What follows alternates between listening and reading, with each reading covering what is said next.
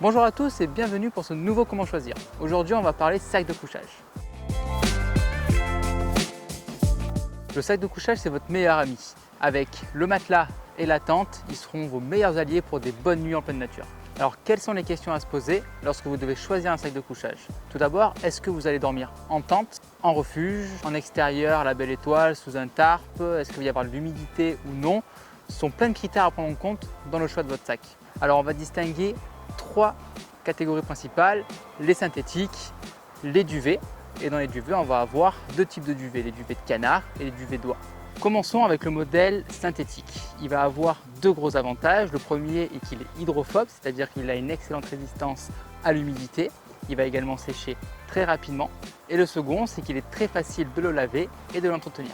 Comme vous pouvez le voir, ces modèles peuvent être parfois un peu encombrants et un peu plus lourds. Si vous êtes à la recherche d'un poids plume et d'un encombrement moindre, je vous conseille plutôt de partir sur un garnissage en duvet. Par exemple, ce modèle ici en duvet canard va être au même confort de température que le modèle précédent en synthétique et on voit de suite qu'il y a quand même un gros gain de place et également de poids. Si vous cherchez des produits encore plus compacts et plus légers, il faudra partir sur du duvet d'oie. Comme celui-ci, on va être du coup sur le même température confort et on est encore plus compact et plus léger. Donc on a vu que le garnissage naturel, donc duvet, canard et oie, était beaucoup plus léger et plus compressible que du synthétique. En revanche, on va être sur des prix plus élevés et sur un entretien plus compliqué. La plume va être beaucoup moins tolérante à l'humidité et va mettre plus de temps à sécher. Sur certains modèles en duvet, vous allez avoir un matériau aussi qui vous permet d'être isolé de l'humidité. C'est-à-dire que sur un combo sac isolant plus plume, on va être sur des produits très performants, légers et très compacts et qui vont être résistants aussi à l'humidité. Sur les modèles en garnissage naturel, vous allez retrouver le Queen. Le Queen, qu'est-ce que c'est? C'est le pouvoir gonflant de votre duvet. Plus le chiffre est élevé et plus l'isolation et la qualité du duvet sera important. En ce qui concerne les garnissages naturels, je vous conseille de partir sur des produits certifiés RDS qui vous permettent d'avoir un suivi du garnissage utilisé. C'est-à-dire qu'on sait d'où viennent les plumes, que les animaux n'ont pas été maltraités et que tout ça a été fait dans les règles de l'art. Donc sur les produits, vous avez trois températures données. La première qui est la température confort, ensuite la deuxième la confort limite et enfin la extrême. Celle qui vous intéresse, c'est la température confort. Autre caractéristique à prendre en compte, ça va être si vous voulez un sac mummy, donc qui va être rond et bien serré au niveau des pieds, ou alors un modèle plus large, type rectangle et jumelable, afin de pouvoir le jumeler à un autre sac de couchage et pouvoir dormir à deux sous la tente. L'avantage d'avoir un sac de couchage mummy, c'est qu'il va être très proche de votre corps et du coup il va vous isoler davantage. D'accord? Ça veut dire que lorsque vous rentrez dans votre sac de couchage, c'est votre corps qui va venir chauffer la chambre du sac. Plus cette chambre est grande et large, comme sur un rectangle par exemple, plus vous allez mettre de temps à chauffer. Donc si vous voulez optimiser la chaleur du sac, il va falloir prendre un sac proche du corps. Alors c'est sûr qu'après, il y a des questions de confort qui viennent s'ajouter à ça.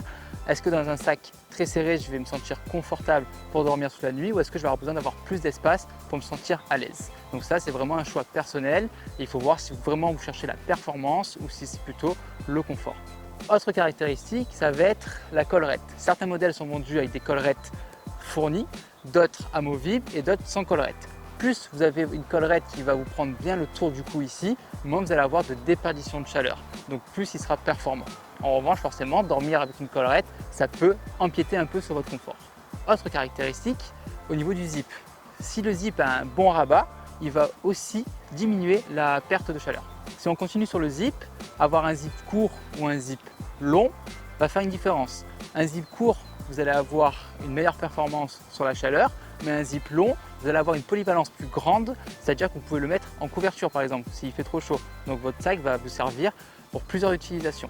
Si vous êtes droitier, préférez un zip à gauche afin d'avoir des facilités pour l'ouvrir et le fermer, et vice versa si vous êtes gaucher, préférez à droite, ça sera beaucoup plus simple dans l'utilisation.